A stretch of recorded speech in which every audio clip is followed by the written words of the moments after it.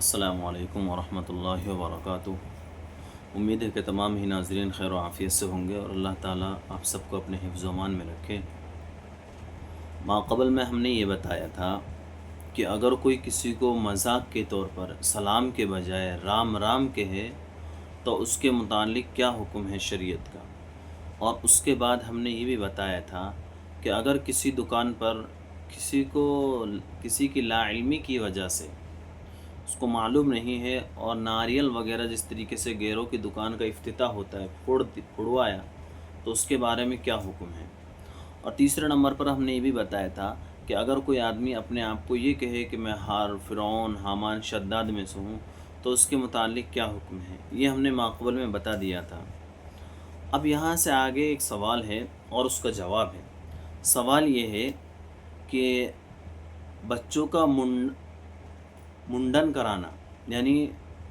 چوٹیاں وغیرہ رکھنے سر پر، کہ کسی مزار پر جانا اور مزار پر جانے کے بعد وہاں منت ماننا، اور منت ماننے کے بعد میں وہاں 5 یا 4 سال کے بعد جانے کے بعد میں جو بھی وقفہ رہتا ہے ان کا،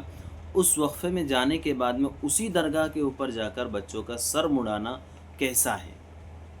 تو اس کے جواباً میں عرض یہ ہے کہ یہ جو بالوں کا رکھنا ہے، بزرگوں کے ناموں پر رکھنا ہے اور منتیں ماننا ہے، تو کہا ہے کہ یہ بالوں کا رکھنا اور درگاہ پہ جا کر منت کا ماننا یہ شرکی عمل ہے۔ آدمی کو اس سے بچنا چاہیے اور اس طریقہ کا عمل نہیں کرنا چاہیے۔ دوسرے نمبر پر یہ ہے کہ اگر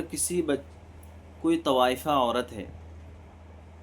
اور اس کے بطن سے ایک بچہ پیدا ہوا، لڑکا پیدا ہوا، اور لڑکا یہ کام نہیں کرتا ہے بلکہ لڑکا خود اپنا کاروبار کرتا ہے اور بزنس کرتا ہے اور کھیتی وغیرہ کرتا ہے، اب بیٹے کے دل کے اندر یہ بات آئی کہ میں اپنی ماں کے لیے کچھ ایصال ثواب کروں، اور اس نے اس حلال کمائی کے اندر سے اپنے لیے زمین وغیرہ خرید لی بیٹے نے، اور خریدنے کے بعد میں اب وہ یہ چاہتا ہے کہ میں میری ماں کے لیے کچھ مسجد وغیرہ بنا دو، تو اس کے لیے بنا سکتا ہے نہیں بنا سکتا ہے؟ تو اس کے جواباً مرض یہ ہے کہ جو طوائفہ کا جو عمل تھا وہ بدترین گناہ تھا،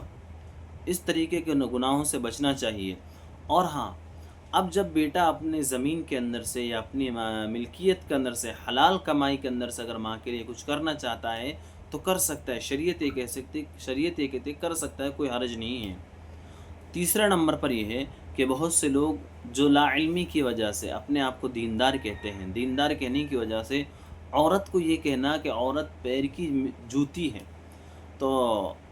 اس کے جواباً میں عرض یہ ہے کہ کیا اس طریقے سے کہہ سکتے ہیں یا نہیں کہہ سکتے ہیں؟ تو اس کے جواباً میں عرض یہ ہے کہ جو شخص اس طریقے سے کہتا ہے وہ کامل ایمان والا نہیں ہے، بلکہ شریعت نے تو ماں، بہن، بیوی سب کے حقوق الگ الگ بیان کیے ہیں، اور جو آدمی اس طریقے سے کہتا ہے وہ کامل ایمان والا نہیں ہو سکتا ہے۔ اللہ تعالیٰ عمل کی توفیق عطا فرمائے۔ السلام علیکم ورحمۃ اللہ۔